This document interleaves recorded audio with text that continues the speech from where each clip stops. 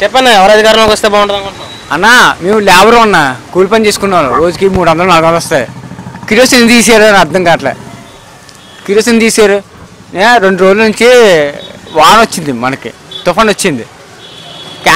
Candle కొనుక్కోవడం ఒప్పుకోవడం మాకు లేదు. దేని పెట్టుకుంటా పూర్వం మనం ఏం చేసేవాళ్ళం, మనం దీపముడ్లు పెట్టుకునేవాళ్ళం. ఆ దీపముడ్డు కూడా పెట్టుకోవడానికి కూడా కిరోసిన్ లేదు. మళ్ళీ మేము ఎలా బతకాలి? ఆ మాట ఆ మనిషిని అడగండి.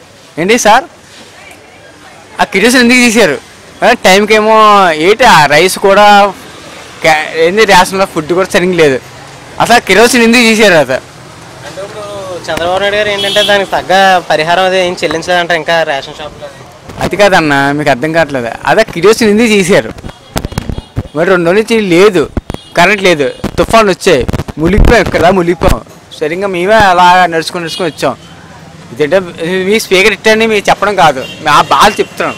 అంటే మాకైతే పర్లేదు, సిటీలో ఉన్నాం కాబట్టి ఇలా ఉన్నాం. కదా ఏదో వచ్చామా పులిహార పొట్ల ఇచ్చామా, ఏదో కొద్దిగా అన్నం పెట్టామా అని కాదు. ఏనా ఏంటంటే మాకు కొద్దిగా ఉంటాయి కదా. ఆ కిరోసిన్ ఎందుకు తీసారు నాకు అర్థం కావట్లేదు. కిరోసిన్ మళ్ళీ రావాలి. ఎందుకు ఆ కిరోసిన్ ఎందుకు తీసారు నాకు అర్థం కాలే. మాకు దీపముట్టు క్యాన్లు ఎంత ఎట్టుకోమంటారు? 20 రూపాయలు క్యాన్లు. ఎన్ని క్యాన్లు ఎట్టుకోమంటారు? 2 రోజులు క్యాన్లు తీశారు. 2 రోజులు ఎన్ని క్యాన్లు ఎట్టుకోమంటారు? మాకు ఆ రోజుకి 300 వస్తుంది, ఏదో 400 వస్తుంది. పనిలోకి వెళ్తే వస్తుంది, పనిలోకి వెళ్ళిపోతే ఎవడేస్తాడు? ఏ చిన్న రాజప్ప వస్తాడా, లేదంటే సీఎం వస్తాడా, లేదంటే పిఎం వస్తాడా? ఎవడొస్తాడు? ఎవడు రాలేదు కదా. అంటే మైకెట్టని చెప్పట్లేదు, మా బాధ చెప్తున్నాను. మా రగిలిపోతుంది బాధ. జగన్ గారు కనుక వస్తే పరిస్థితి మారే అవకాశం ఉందన్న. అంటే జగన్ వచ్చి చేయడం కాదు, ఏంటంటే కిరోసిన్ కావాలి మాకు, ముఖ్యంగా కిరోసిన్ కావాలి. నెక్స్ట్ ఆ ఫుడ్ గట్ట.